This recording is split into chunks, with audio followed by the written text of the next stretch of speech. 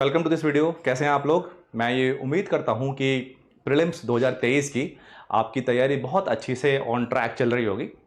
इस वीडियो में हम कुछ प्रीवियस ईयर क्वेश्चन डिस्कस करेंगे इकोनॉमिक्स के। और ये क्वेश्चन इसलिए भी इंपॉर्टेंट हैं कि कुछ ऐसे ही सिमिलर टॉपिक्स इस साल भी यानी कि 2022-23 में भी न्यूज़ में रहे हैं। तो प्रीलिम्स 2023 में यानी कि जो आने वाला प्रीलिम्स है मई में, उसमें कुछ इस टाइप के क्वेश्चंस या इस कॉन्सेप्ट पे क्वेश्चंस आने की संभावना है, हाई प्रोबेबिलिटी है। तो इसलिए हम ये क्वेश्चन जो है वो डिस्कस कर रहे हैं। शुरू करते हैं। देखिए, जो पहला क्वेश्चन है ये यूपीएससी 2019 का क्वेश्चन है, यानी कि साल 2019 का क्वेश्चन है। क्वेश्चन देखने में बहुत सिंपल लगता है। क्वेश्चन कहता है which one of the following group of items is included in the India's foreign exchange reserve, यानी कि इंडिया के फॉरेन एक्सचेंज रिजर्व में कौन कौन से जो आइटम्स हैं वो जो हमें ऑप्शंस दिए हैं उसमें से शामिल होते हैं। अब इंटरेस्टिंग चीज क्या है, अगर मैं एक लेमैन से बात करूं, किसी भी स्कूल बॉय से या उस एस्पिरेंट से जिसको लिमिटेड नॉलेज है, जिसको डेप्थ में नॉलेज नहीं होगी, तो उसके लिए फॉरेन एक्सचेंज रिजर्व का मतलब है फॉरेन करेंसी, यानी कि फॉरेन करेंसी एसेट्स। ठीक है, तो अगर सिर्फ इतनी ही लिमिटेड शैलो इंफॉर्मेशन किसी एस्पिरेंट के पास है तो वो इस इंफॉर्मेशन से ये क्वेश्चन सॉल्व नहीं कर पाएगा, क्योंकि फॉरेन करेंसी एसेट अगर आप देखेंगे तो वो इस क्वेश्चन के चारों ऑप्शन में हैं। देखिए, पहले में ए में आपको दिखेगा फॉरेन करेंसी एसेट्स, बी में दिखेगा आपको फॉरेन करेंसी एसेट्स, सी में दिखेगा आपको फॉरेन करेंसी एसेट्स और डी में दिखेगा आपको फॉरेन करेंसी एसेट्स। यानी कि अगर किसी को सिर्फ इतना पता है कि फॉरेक्स रिजर्व में फॉरेन करेंसी एसेट्स होते हैं, उस लिमिटेड इंफॉर्मेशन के बेसिस पे ये क्वेश्चन सॉल्व नहीं होने वाला। ठीक है, तो हमें क्या करना है, हमें प्रॉपरली पता होना चाहिए कि जो फॉरेक्स है उसके पोर्टफोलियो में क्या क्या इंक्लूड होता है। अगर मैं फॉरेन एक्सचेंज की बात करूं तो ये देश का रिजर्व होता है और ये किसी भी देश के सेंट्रल बैंक, और मैं इंडिया की बात करूं तो ये आरबीआई के पास ये रिजर्व होता है। ठीक है, तो इस रिजर्व के पर्पस क्या होते हैं? इस रिजर्व के पर्पस होते हैं मैक्रो इकोनॉमिक स्टेबिलिटी जो है उसको कायम रखना, और इंडिया जैसी इकोनॉमी जो कि इंपोर्ट पे डिपेंडेंट है। अगर मैं इंडिया की बात करूं तो क्रूड ऑयल की जो डिमांड है वो उसके लिए बहुत हद तक हम लोग जो फॉरेन इंपोर्ट्स हैं उन पे डिपेंडेंट है। उसके अलावा एडिबल ऑयल भी एक ऐसी एसेंशियल कमोडिटी है जिसके लिए जो कंट्री है वो फॉरेन जो कंट्रीज हैं, फॉरेन इंपोर्ट्स हैं, उस पर डिपेंडेंट है। अब क्या है कि अगर हम रिवर्स इंजीनियरिंग करें और देखें कि फॉरेन एक्सचेंज के पोर्टफोलियो में क्या क्या होता है, तो उसके लिए मैंने एक काम किया है। मैंने बिल्कुल लेटेस्ट यानी कि फरवरी 2023 की का एक नोटिफिकेशन है आरबीआई का। आरबीआई क्या करता है, आरबीआई हर हफ्ते अपनी वेबसाइट पे डिक्लेयर करता है कि उसके पास कितना फॉरेन एक्सचेंज का रिजर्व है। तो मैंने वही डॉक्यूमेंट उठा के आपको दिखाने की कोशिश करी है। आप देखेंगे तो यहाँ पे ये आरबीआई का डॉक्यूमेंट है। ये 24 फरवरी 2023 को रिलीज हुआ है और इसमें 17 फरवरी 2023 यानी कि एक हफ्ते पहले तक का डेटा है। ठीक है, अब इसमें करना क्या है, हमें नंबर्स में तो बाद में जाना है, नंबर्स में तो इस क्वेश्चन में जाने की जरूरत ही नहीं है। इस क्वेश्चन ने साफ साफ पूछा है कि आपके आइटम्स कौन कौन से होते हैं। तो देखिए, आइटम यहां पे लिखे हुए हैं, आपको यहां पे 4 आइटम्स दिख रहे हैं। जो पहला आइटम है वो है फॉरेन करेंसी एसेट्स, दूसरा आइटम है वो है गोल्ड, तीसरा आइटम है एसडीआर, और जो चौथा आइटम है वो है रिजर्व पोजीशन इन आईएमएफ। ये 4 आइटम्स हैं। यानी कि अगर मैं ऑफिशियल डेटा देखूं आरबीआई का, तो आरबीआई हमें यह बताता है कि उसके पास 4 आइटम्स हैं जिसमें टोटल जो फॉरेन एक्सचेंज है वो आरबीआई जो है वो रखता है। तो देखिए, फॉरेन करेंसी एसेट्स के अलावा गोल्ड, यानी कि कुछ जो गोल्ड है वो भी जो आरबीआई है वो अपने पास रखता है एज अ फॉरेन रिजर्व। अब देखिए, गोल्ड क्या है, गोल्ड भी हाईली लिक्विड है। ओके, यानी कि गोल्ड भी नियरली ऑल कंट्रीज में एक्सेप्टेड होता है। मैं अगर रुपए की बात करूं तो रुपया हो सकता है सिर्फ इंडिया में चले, लेकिन अगर मेरे पास गोल्ड है, मेरे पास गोल्ड है और मैं इंटरनेशनल मार्केट में गोल्ड कहीं भी लेके जाता हूं तो वो रेडिली एक्सेप्टेबल होता है। तो फॉरेन करेंसी एसेट्स के साथ साथ अब ये फॉरेन करेंसी एसेट्स क्या होंगे, इंडिया एक्सपोर्ट करेगा, बहुत सारे टूरिस्ट इंडिया में आएंगे, वो क्या करेंगे, वो अपनी करेंसी में जो इंडियन गुड्स एंड सर्विसेज है उसके लिए पे करेंगे। उसका एक रिजर्व जो है वो रिजर्व बैंक के पास, रिजर्व बैंक उसको बना के चलेगा। वही फॉरेन करेंसी एसेट्स जो होते हैं वो होते हैं। इसके अलावा गोल्ड, रिजर्व बैंक अपने पास गोल्ड भी रखता है, क्योंकि रिजर्व बैंक को पता है कि मान लीजिए हमारे ऊपर कोई क्राइसिस आया तो गोल्ड भी रेडिली एक्सेप्टेबल है। हम कहीं से क्रूड ऑयल इंपोर्ट करते हैं, तो हो सकता है कि वो हमारा रुपया ना एक्सेप्ट करे, बट हाँ हो सकता है अगर हमारे पास गोल्ड हो और हम क्राइसिस में हो तो वो उस अमाउंट के बदले गोल्ड एक्सेप्ट कर ले, तो गोल्ड भी इंटरनेशनली एक्सेप्टेड है। इसके अलावा एसडीआरस, तो एसडीआर क्या होते हैं? एसडीआर होते हैं स्पेशल ड्राइंग राइट्स। ये भी एक तरीके के एसेट्स हैं जो जो जो जो कहां से आते हैं?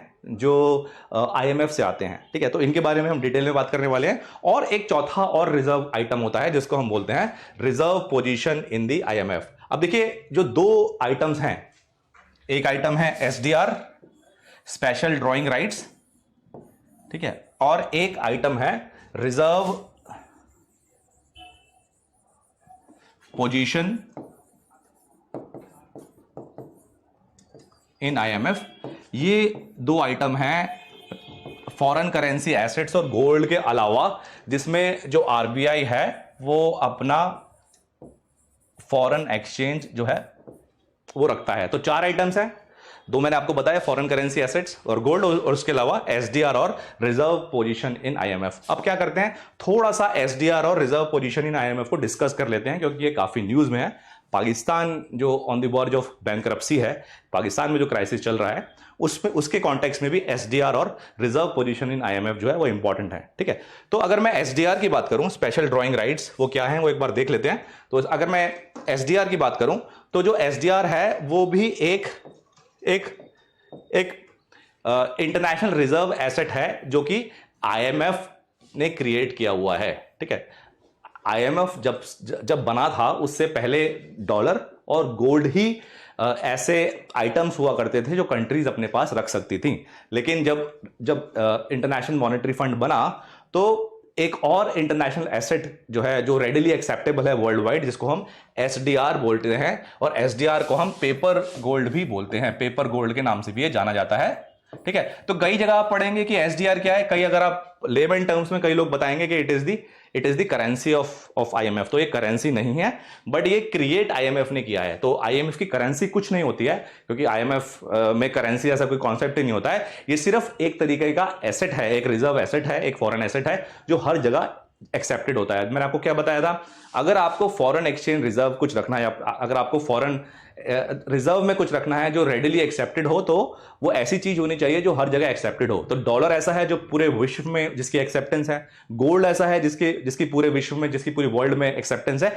ऐसे ही एसडीआर जो कि डेलिबरेटली आईएमएफ ने क्रिएट किया है एज अ ऑल्टरनेटिव एसेट, उसकी भी वर्ल्ड वाइड एक्सेप्टेंस है। जितने भी मेंबर कंट्रीज हैं, ऑलमोस्ट सारी की सारी कंट्रीज, कुछ अगर मैं हैंडफुल कंट्रीज को छोड़ दूं, उसके अलावा सारी की सारी जो कंट्रीज हैं वो आईएमएफ की मेंबर्स हैं, और वो एसडीआर को रिस्पेक्ट करती हैं, उसके क्लेम को जो है आइडेंटिफाई करती हैं। तो ये क्या है, ये एक रिजर्व एसेट है जिसको आईएमएफ ने क्रिएट किया है। मैं फिर से बता रहा हूं, ये करेंसी नहीं है, ये आईएमएफ की करेंसी नहीं है। बहुत सारी बुक्स में और बहुत टीचर्स इसको बोलते हैं कि it is a currency of IMF. तो ये आईएमएफ की करेंसी नहीं है टेक्निकली, ठीक है। तो SDR is not a currency, it is a potential claim on the freely usable currencies of IMF members, such as SDR can provide a country with, as such SDR can provide with liquidity. अब interesting question ये है कि SDR बनता कैसे है, SDR के components क्या क्या होते हैं। तो अब क्या किया है जो आईएमएफ है, उसने वर्ल्ड की जो सबसे एक्सेप्टेड पांच करेंसीज हैं उसको आइडेंटिफाई किया है। US dollars, euro, Chinese renminbi, Japanese yen और पाउंड स्टर्लिंग। और जिस मैग्नीट्यूड में वर्ल्ड ट्रेड हो रहा है इन करेंसीज में, उसको आईएमएफ ने आइडेंटिफाई किया है, और उसके हिसाब से इन करेंसीज को एक वेटेज दी हुई है कि एक एसडीआर में 43.38% जो है वो डॉलर इंक्लूड होता है, 29.31% यूरो होता है, 12.28% चाइनीज रेनमेनबी होता है, 7.59% जापानीज येन होता है, और 7.44% पाउंड स्टर्लिंग होता है। देखिए, अगर यूपीएससी डिफिकल्ट क्वेश्चन बनाना चाहेगा तो आपको ये पांचों करेंसी दे देगा और आपको बोलेगा कि इनको असेंडिंग ऑर्डर या डिसेंडिंग ऑर्डर में लगा दीजिए वेटेज के कॉन्टेक्स्ट में, क्योंकि एसडीआर न्यूज में है, आईएमएफ न्यूज में है, पाकिस्तान के बेल आउट के कारण और श्रीलंकन क्राइसिस के कारण, ठीक है। तो ये इंपॉर्टेंट है। तो आपको क्या ध्यान रखना है, जो एसडीआर है वो 5 बास्केट करेंसीज के कॉम्बिनेशन से बना हुआ है। अब एक एसडीआर में आज कितने रुपए, ये कैसे हम कैलकुलेट करेंगे? जैसे हम बोलते हैं कि वन डॉलर इक्वल टू से 82 रुपीज, जो आज का रेट चल रहा है, एक्सचेंज रेट चल रहा है, ऐसे ही एसडीआर का भी लोकल करेंसी में कोई ना कोई कन्वर्जन रेट रहता है। तो वो हम कैसे कैलकुलेट करते हैं? सबसे पहले देखिए, US dollar, euro, Chinese renminbi, इन सब जो करेंसीज हैं इनको हम डॉलर में कन्वर्ट करते हैं। फॉर एग्जांपल यूएस डॉलर जो होगा, 1 यूएस डॉलर तो हमेशा 1 यूएस डॉलर के बराबर ही रहेगा, ठीक है? तो इसका कन्वर्जन फैक्टर हमेशा 1 रहेगा, ठीक है? मैं एज्यूम करता हूं आज 1 डॉलर इक्वल टू 0.8 यूरो, ठीक है? या अगर मैं ऐसे बोलूं 1 यूरो इक्वल टू 1.2 डॉलर, तो मैं ये वाला रेट यहां पे यूज करूंगा 1.2, ठीक है? यानी कि मैं यूरो को डॉलर में कन्वर्ट कर दूंगा। ऐसे में चाइनीज रेनमिनबी में का जो आज का डॉलर में एक्सचेंज रेट चल रहा होगा उसको मैं यहां पे कन्वर्ट कर दूंगा। फॉर एग्जांपल अगर इसकी वैल्यू आती है 0.75, इसका मतलब यह है कि एक चाइनीज रेनमिनबी, मैं एग्जांपल ले रहा हूं, इक्वल टू 0.75 यूरो। उसी तरीके से Japanese rain, suppose one Japanese यान इज इक्वल टू सपोज से $3, तो मैं यहाँ पे 3 लिखूंगा। पाउंड स्टर्लिंग की बात करूं तो सपोज आज का जो एक्सचेंज रेट चल रहा है वो 5 है। ये मैं इनको ऐसे पहले मैं लिख लूंगा। पहले मैं इनको, अगर मुझे ये वैल्यू कैलकुलेट करनी है कि आज एक एसडीआर है, उसकी आईएनआर में वैल्यू कितनी है, तो पहले मैं क्या करूंगा, पहले मैं एक एसडीआर को डॉलर्स में कन्वर्ट करूंगा। तो डॉलर्स में कन्वर्ट करने के लिए मुझे क्या करना पड़ेगा? पहले जो रिस्पेक्टिव जो 5 करेंसीज हैं उसमें एक तो यूएस डॉलर है ही, बाकी की चारों को मैं डॉलर में कन्वर्ट करने की कोशिश करूंगा। कुछ का एक्सचेंज रेट डॉलर से कम होगा, कुछ की जो भी वैल्यू आएगी, जो भी एक्सचेंज रेट की वैल्यू आएगी, मैं लिखूंगा और उसको उसकी रिस्पेक्टिव जो वेटेज है उसको मल्टीप्लाई करके मेरे पास कुछ वैल्यू आएगी डॉलर की। फॉर एग्जांपल अगर मैं इसको कैलकुलेट करूं तो ये सपोज आता है 1.78 डॉलर। तो ये एक एसडीआर की वैल्यू हो जाएगी, 1 एसडीआर इक्वल टू डॉलर 1.78। अब अगर मेरे को पता लग गया कि एक एसडीआर की आज की वैल्यू 1.78 डॉलर है और मुझे पता है कि $1 equal to 82 Indian national rupees INR, तो मैं एसडीआर की वैल्यू कैलकुलेट कर सकता हूं। तो this is how SDR is calculated. तो हम क्या करते हैं, 5 में से 5 करेंसीज हैं, एक तो यूएस डॉलर है ही, बाकी जो 4 करेंसी हैं उनको हम यूएस डॉलर में कन्वर्ट करते हैं कि 1 यूरो का जो रेट है वो कितने डॉलर के बराबर है, 1 चाइनीज रेनमिनबी का जो रेट है वो कितने डॉलर के बराबर है, उससे मुझे करेंसी की वैल्यू एक्सचेंजेड आ जाता है इन डॉलर्स को। तो मैंने क्या किया, पहले उस रिस्पेक्टिव करेंसी को मैंने डॉलर में कन्वर्ट किया और उसके वेटेज के हिसाब से मैंने एसडीआर की वैल्यू कैलकुलेट करी। तो मुझे क्या मिल जाएगा, एसडीआर इन डॉलर मिल जाएगा।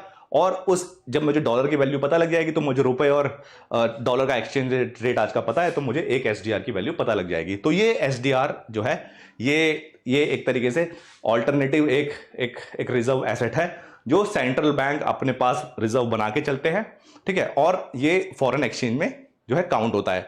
अब देखिए एक और चीज थी, हमने 3 चीज तो डिस्कस कर ली। हमने जो है 4 आइटम्स थे, उसमें से हमने 3 आइटम डिस्कस कर लिए। हमने फॉरेन करेंसी एसेट्स की बात कर ली, हमने गोल्ड की बात कर ली और हमने एसडीआर की बात कर ली। अब हम बात करते हैं रिजर्व पोजीशन इन आईएमएफ, ये क्या होता है, ठीक है?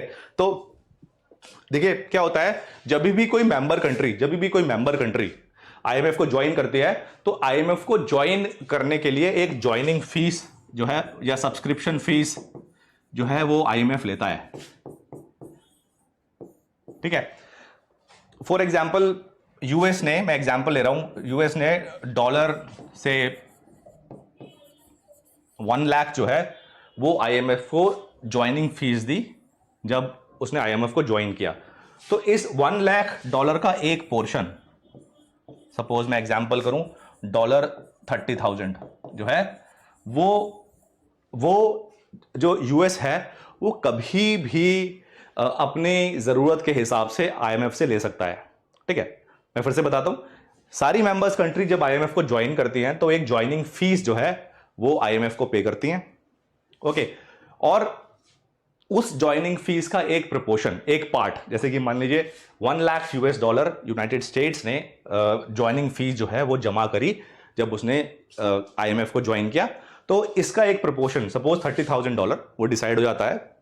वो जो यूनाइटेड स्टेट्स है वो कभी भी आईएमएफ से ले सकता है, उठा सकता है उससे, वो कोई किसी तरीके का लोन नहीं होगा, क्योंकि वो ये जो रिजर्व है, ये जो पैसा है, ये यूएस नहीं जमा कराया हुआ है, ठीक है। तो इसको हम बोलते हैं रिजर्व पोजीशन इन आईएमएफ, ठीक है। तो सब्सक्रिप्शन फी या ज्वाइनिंग फीस का एक प्रपोर्शन एक कंट्री ने जो आईएमएफ को ज्वाइन करने के टाइम पे आईएमएफ में जमा किया हुआ है, आईएमएफ को दिया हुआ है, उसका एक प्रोपोर्शन जो कंट्री है वो कभी भी अपनी नीड के हिसाब से आईएमएफ से ले सकती है। इसमें कोई कंडीशनैलिटी इन्वॉल्व नहीं होती और इसमें कोई कोलैटरल या इसमें कोई डेट सर्विसिंग यानी कि कोई इंटरेस्ट जो है वो कंट्री को पे नहीं करना पड़ता, क्योंकि ये प्रोपोर्शन है, ये उसी का है, ये उसी ने जमा कराया हुआ है, उसी का एक तरीके से पैसा है। तो इसको हम बोलते हैं रिजर्व पोजीशन इन आईएमएफ। अब देखिए इंटरेस्टिंग चीज क्या है, आपको ये भी घटता बढ़ता दिखेगा। अगर सब्सक्रिप्शन फीस फिक्स्ड है, उसका प्रोपोर्शन फिक्स्ड है, फिर ये हमको घटता बढ़ता क्यों दिख रहा है? ये वाला कंपोनेंट है, ये वाला जो पार्ट है, ये हमको घटता बढ़ता क्यों दिख रहा है?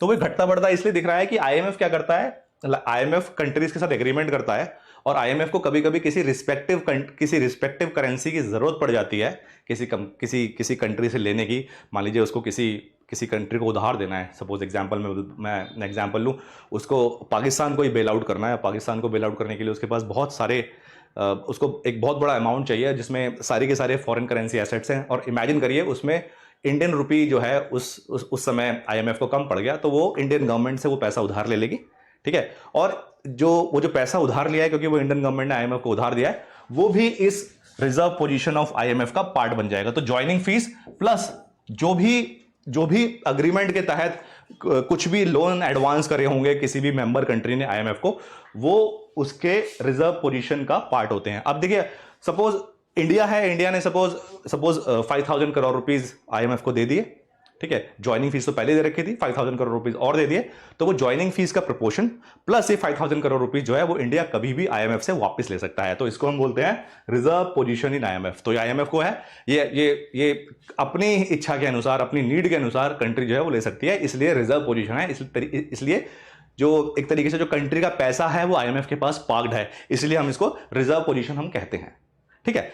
तो अब 4 आइटम्स हैं, फॉरेन करेंसी एसेट्स, इसके बारे में हमने डिस्कस कर लिया, गोल्ड के बारे में हमने डिस्कस कर लिया, एसडीआर के बारे में हमने डिस्कस कर लिया, और रिजर्व पोजीशन इन आईएमएफ के बारे में हमने डिस्कस कर लिया।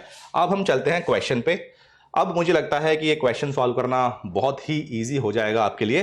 तो अब हमें पता है 4 आइटम्स हैं, ठीक है, और उन आइटम्स में कहीं भी लोन इंक्लूडेड नहीं है। अगर कोई फॉरेन कंट्री आपको लोन देती है तो वो आपका फॉरेन रिजर्व का पार्ट नहीं होता, क्योंकि वो आपकी लायबिलिटी है, वो आपको वापस करना है, ठीक है।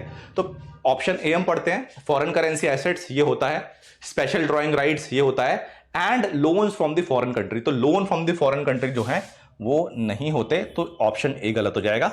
अब मैं आता हूं ऑप्शन बी पे। ऑप्शन बी कहता है फॉरेन करेंसी एसेट्स ये होता है, गोल्ड होल्डिंग्स ऑफ द आरबीआईज ये होता है, एंड एसडीआर ये तीनों होते हैं। और इसके अलावा रिवर्स ट्रेंच भी होता है, लेकिन वो मेंशन नहीं है, बट ये तीनों होते हैं। तो मैं ऑप्शन बी के साथ चला जाऊंगा। मैं इसका आंसर बी जो है वो कर दूंगा, लेकिन मैं और बाकी के 2 ऑप्शन भी पढ़ लेता हूं। जो ऑप्शन सी है वो कहता है फॉरेन करेंसी एसेट्स, ये ठीक है, loan from the World Bank and SDR, तो loan from the World Bank नहीं है, एसडीआर होता है, तो ऑप्शन सी भी गलत हो जाएगा। ऑप्शन डी पे मैं जाता हूं, फॉरेन करेंसी एसेट्स होता है, गोल्ड होल्डिंग्स होता है of RBI, and loans from the World bank. तो लोन्स कभी भी फॉरेन एक्सचेंज का पार्ट नहीं होते। लोन जो होते हैं वो कंट्री पे लायबिलिटी होते हैं, वो अगर कहीं से ले होते हैं तो उनका रीपेमेंट करना होता है, उनको पे बैक करना होता है, और उनके ऊपर इंटरेस्ट की लायबिलिटी भी कंट्री की आती है, ठीक है। तो इसका आंसर है वो आएगा बी, लेकिन मैंने डिटेल में आपको डिस्कस किया। अब अगर क्वेश्चन आए फॉरेन रिजर्व को लेके तो आपको आइटम्स पता है, 4 आइटम्स मैंने आपको बताए हुए हैं। एक काम और कर लेते हैं जल्दी से, एक बार जरा ये देख लेते हैं कि नंबर्स क्या चल रहे हैं। तो देखिए जो लेटेस्ट डेटा आया है उसमें जो टोटल फॉरेन एक्सचेंज रिजर्व हैं हमारे वो हैं 561,267।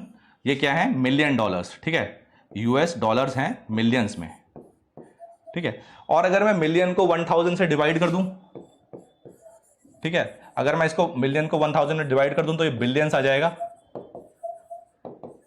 तो ये बन जाएगा यूएस डॉलर, बिलियंस की बात हो गई, 561.267, यानी कि 500 से 600 बिलियन डॉलर्स के आसपास हमारा जो है फॉरेन एक्सचेंज रिजर्व इस टाइम पे है, वेरी करता रहता है, हर हफ्ते ये घटता बढ़ता रहेगा depending upon the market condition. लेकिन आप एक बॉल पार्क फिगर ध्यान में रखिए, 500 से 600 बिलियन डॉलर्स का रिजर्व हम मेंटेन करके चलते हैं, ठीक है। और अगर मैं ऑर्डर की बात करूं तो इस टाइम पे वर्ल्ड में जो सबसे बड़ा फॉरेन एक्सचेंज रिजर्व है वो चाइना के पास है। यूएस है वो काफी पीछे है। जो यूएस का जो फॉरेन रिजर्व होता है, जैसे हमने आपको बताया, वो हमारा जो होता है वो 500 to 600 बिलियन डॉलर्स के बीच में होता है। जो यूएस के पास जो फॉरेन एक्सचेंज रिजर्व होता है वो 200 से 300 बिलियन डॉलर का ही होता है, ठीक है। कंट्रीज हैं, अपनी अपनी नीड है, अपनी अपनी डिपेंडेंसी है इंपोर्ट्स पे। किसी कंट्री को ज्यादा फॉरेक्स रिजर्व लेके चलना पड़ता है, किसी को कम लेके चलना पड़ता है। तो इंडिया क्या करती है, अराउंड 500 से 600 बिलियन डॉलर्स के बीच में अपना रिजर्व बना के चलती है, ठीक है। और वर्ल्ड में हाईएस्ट किसका है? वर्ल्ड में जो हाईएस्ट फॉरेन एक्सचेंज रिजर्व है इस टाइम पे वो चाइना के पास है, ठीक है। चलिए एक क्वेश्चन और करते हैं, इसी जैसा एक क्वेश्चन है, इसी से रिलेटेड, इसी कॉन्सेप्ट से एक रिलेटेड क्वेश्चन है। जो क्वेश्चन है ये आई थिंक यूपीएससी 2020 में आया हुआ क्वेश्चन है। क्वेश्चन कहता है, in context of India which of the following factors is are contributor to reducing the risk of the currency crisis. अब समझ लेते हैं, देखिए करेंसी क्राइसिस क्या होता है।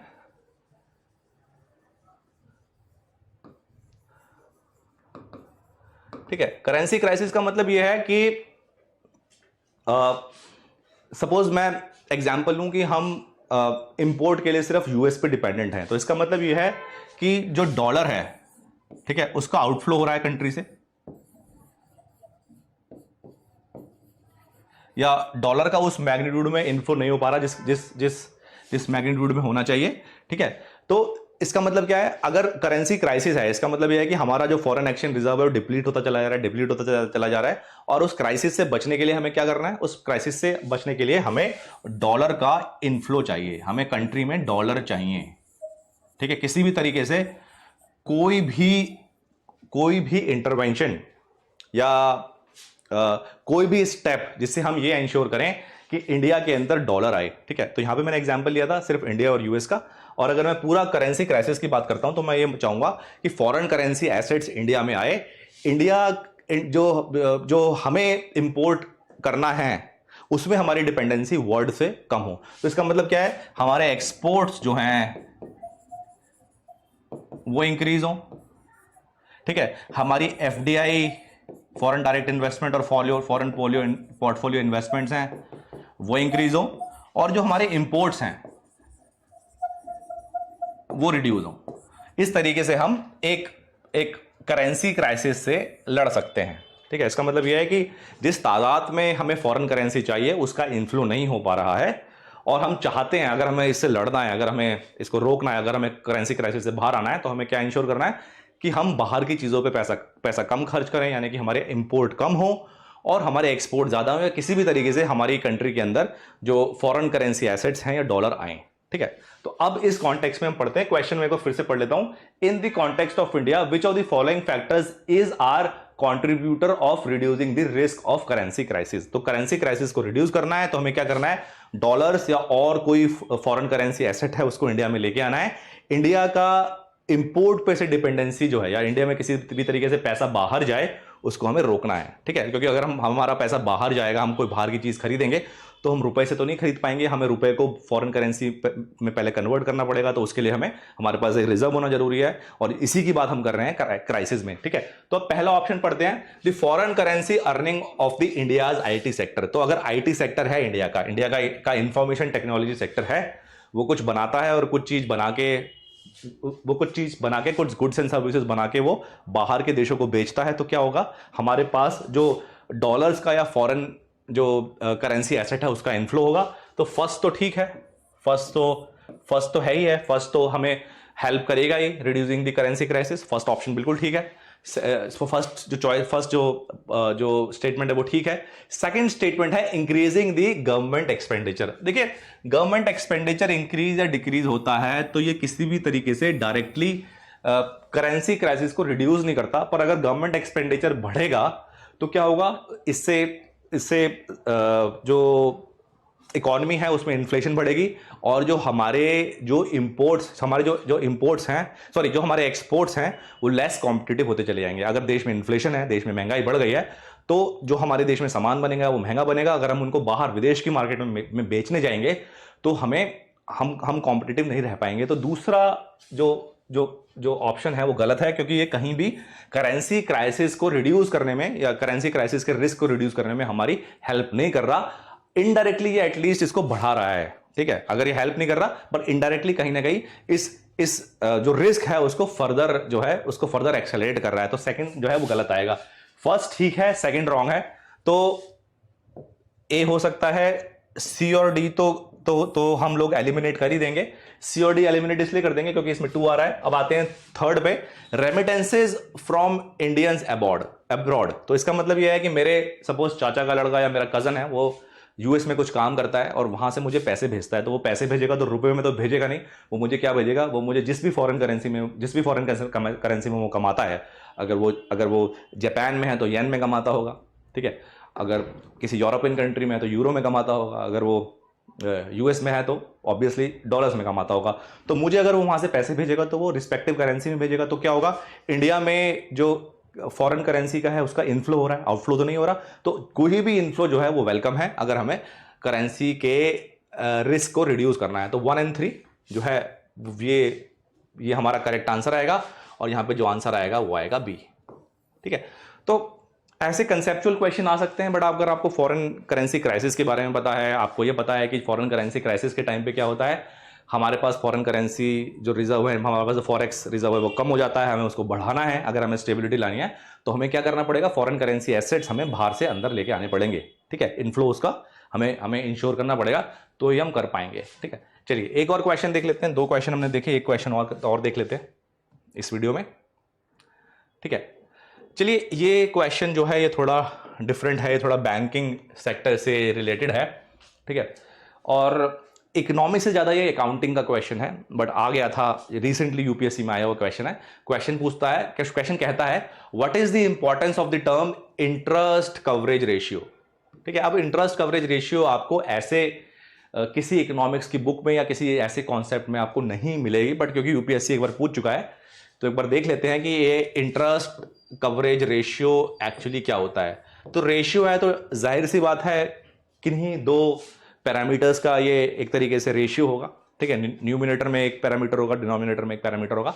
तो देख लेते हैं इसमें क्या होता है। इसमें डिनोमिनेटर में तो होता है इंटरेस्ट, मैं समझा देता हूं आपको, और जो इसका न्यूमिनेटर होता है उसमें होता है ईबीआईटी।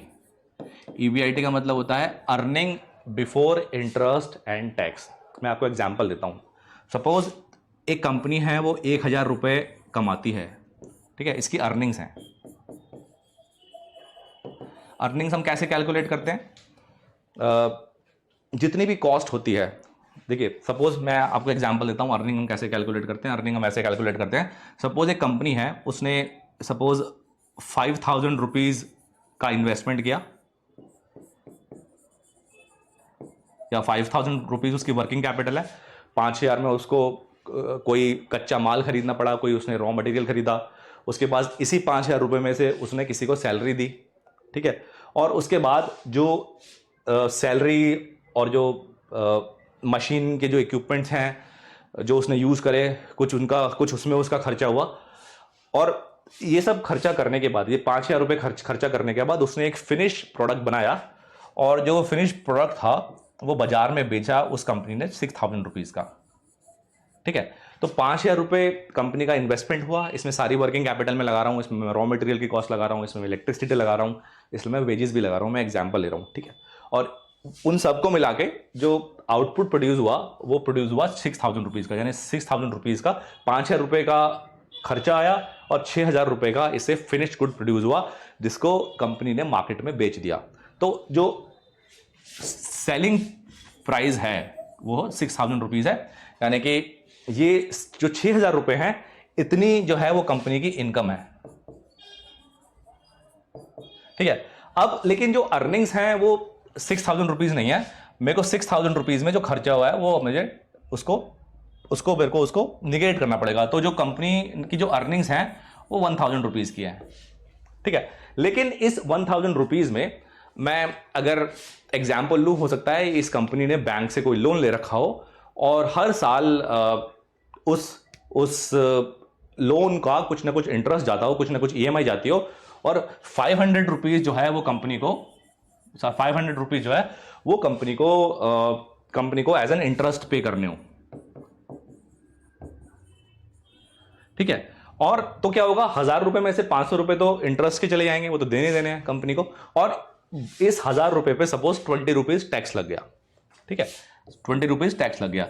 तो ये 1000 है ना, इसको हम बोलते हैं EBIT, यानी earning before interest and tax, ठीक है। तो अर्निंग में हम क्या करेंगे, जितने भी हमारी वर्किंग कैपिटल है, जितने भी हमारे एक्सपेंडिचर हैं, जितने भी हमारे वर्किंग एक्सपेंडिचर हैं, उनको हम इन्वॉल्व करेंगे, रॉ मटेरियल को इन्वॉल्व करेंगे, और जिस प्राइस पे फिनिश गुड्स और सर्विसेज जो है बेच दिए गए हैं उसमें से उसको माइनस कर देंगे, तो हमें earning before interest and tax आ जाएगा, ठीक है।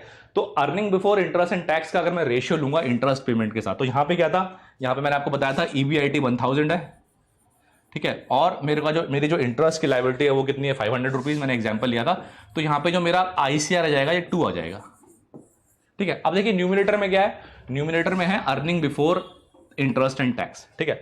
तो इसका मतलब यह है कि मेरी अर्निंग्स जितनी ज्यादा होंगी और मेरा इंटरेस्ट जितना कम होगा, मेरी अर्निंग्स जितनी ज्यादा होंगी और मेरा इंटरेस्ट जितना कम होगा, उतना ICR जो है वो ज्यादा होगा, और वो मेरे लिए फेवरेबल चीज है, ठीक है। तो ज्यादा ICR मतलब ज्यादा ICR, अगर किसी कंपनी का इंटरेस्ट कवरेज रेशियो बेटर है, ज्यादा है दूसरी कंपनी की अपेक्षा, या किसी और सेक्टर की किसी और कंपनी की अपेक्षा, तो ICR is a good indicator of health. ICR जितना ज्यादा उतनी ज्यादा कंपनी की हेल्थ जो है बेटर। अब इमेजिन करिए किसी कंपनी पे कोई इंटरेस्ट की लायबिलिटी नहीं है, तो क्या होगा, डिनोमिनेटर में 0 हो जाएगा, तो जो आपका ICR है वो इनफाइनाइट आ जाएगा, ठीक है, जो एक आइडियल कंडीशन है कि किसी कंपनी को इंटरेस्ट पे ही नहीं करना, ठीक है।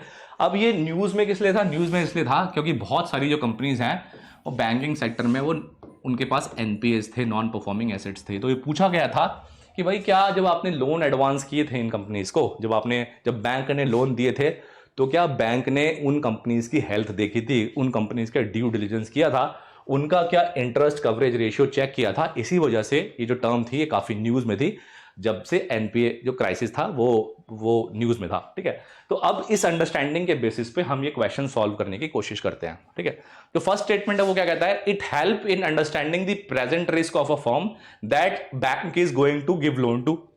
तो ये ठीक है, इंटरेस्ट कवरेज रेशियो जितना ज्यादा उतनी कंपनी की हेल्थ जो है वो बेटर।